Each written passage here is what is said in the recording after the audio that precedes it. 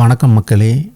இப்போ பார்த்திங்கன்னா இந்தியாவில் சர்க்கரை நோயாளிகள் நாளுக்கு நாள் ஏறிக்கிட்டே போகிறாங்க. அதே மாதிரி சர்க்கரை வியாதி இருக்கிறவங்க அவங்க கொஞ்சம் கூட கண்ட்ரோல் பண்ண முடியாமல் இந்த பர்சன்டேஜ் நாளுக்கு நாள் ஏறிக்கிட்டே போயிட்டுருக்கு. இதில் யார் ஹாப்பி அப்படின்னு பார்த்திங்கன்னா ஹாஸ்பிட்டல் தான்.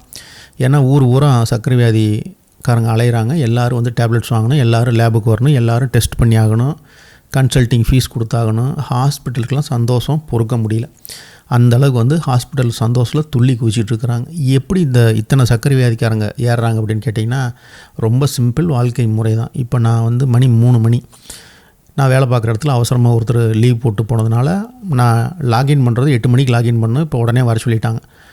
இப்போ நான் சாப்பிட்டு போகணும். அவசரமாக வீட்டில் அடமாவு இருந்துச்சு. 2 அடை தோசை, பக்கத்து அடுப்பில் 2 முட்டை வேக போட்டிருக்கிறேன். உள்ளே நிலக்கடலை சட்னி ஃப்ரிட்ஜில் இருக்குது. ஒரு 150 கிராம் நிலக்கடலை சட்னி, 2 அடை தோசை, 2 முட்டை, ஒரு 300 ml சர்க்கரை இல்லாத காஃபி போட்டு குடிச்சிட்டு போகிற பிளானில் நான் இதை ரெடி பண்ணிகிட்ருக்கிறேன். நான் வேலை பார்க்குறது க்ளவுட் கிச்சன். அங்கே எனக்கு சாப்பிட்றதுக்கு எந்த விதமான குறைவும் கிடையாது, எல்லாமே சாப்பிட்லாம். இருந்தாலும் எதுக்கு அவசரமாக வீட்டில் சாப்பிட்டு போகிறேன் அப்படின்னா 99% நான் வெளியில் சாப்பிட்றது அவாய்ட் பண்ணிக்குவேன். வீட்டில் டேஸ்ட் குறைவோ இல்லை வீட்டில் ஏதாவது பொருள் கம்மியாக இருந்தாலும் எந்த காரணத்துக்கு ஒன்று வீட்டில் தான் சாப்பிட்ணும் அப்படிங்கிற கொள்கையை நான் பல வருட காலமாக வச்சுருக்கேன்.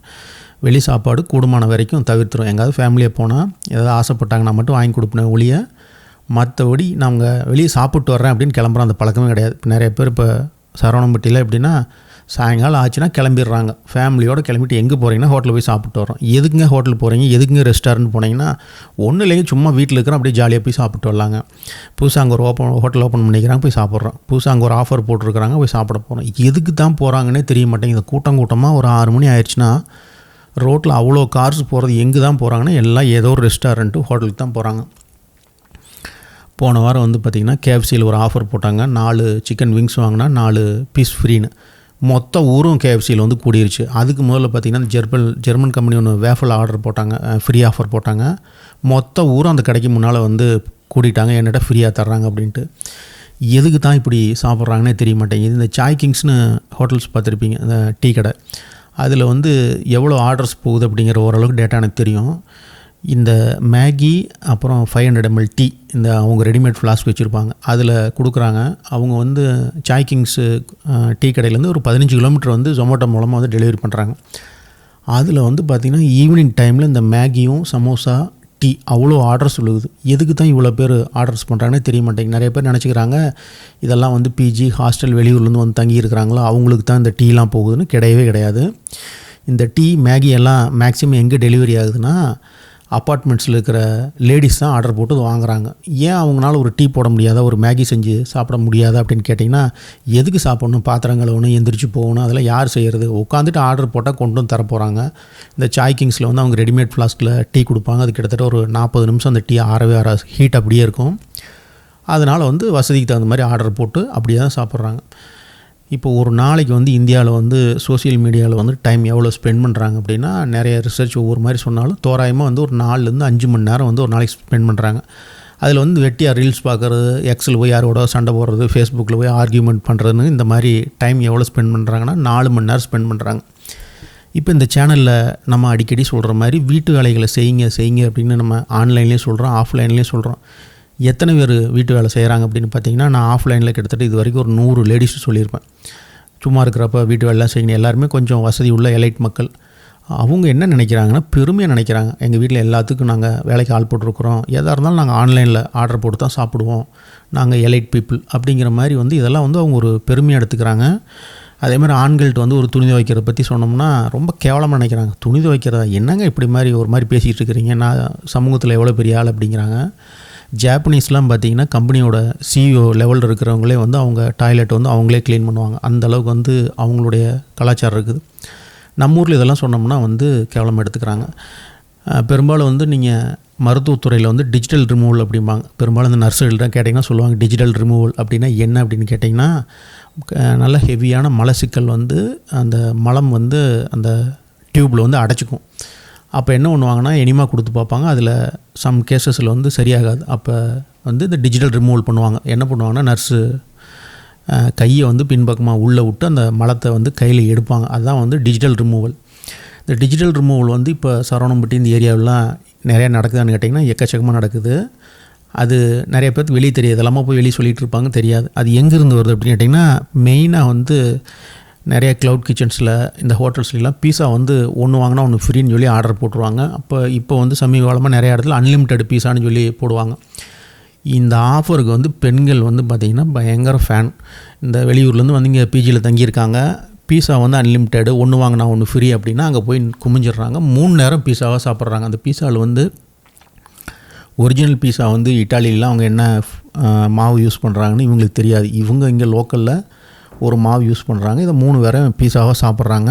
ஏகப்பட்ட பெண்களுக்கு வந்து மலச்சிக்கல். இந்த மலச்சிக்கல் முத்தி போய் டிஜிட்டல் ரிமூவல்னு போய் ஹாஸ்பிட்டலில் போய்ட்டு 2000-3000 அது செலவாகும். கையை உள்ள விட்டு தான் எடுப்பாங்க. அந்த அளவுக்கு போயிடுச்சு. உணவு பழக்க வழக்கம் இந்த அளவுக்கு போயிடுச்சு. அந்த மலச்சிக்கல் மட்டும் கிடையாது, இது எங்கேருந்து வருதுன்னு பார்த்தீங்கன்னா இன்சுலின் ரெசிஸ்டன்ஸ்லாம் வந்து சீக்கிரமாக வந்துடுது. இதை வந்து கொஞ்சம் கூட வந்து ஒரு வேலை செய்யணும் அப்படிங்கிற ஒரு எண்ணமே வரமாட்டேங்குது. மனித மனமே எப்படி டிசைன் அப்படின்னா, ஈஸியாக அது இருக்கோ அதை தான் செலக்ட் பண்ணும்.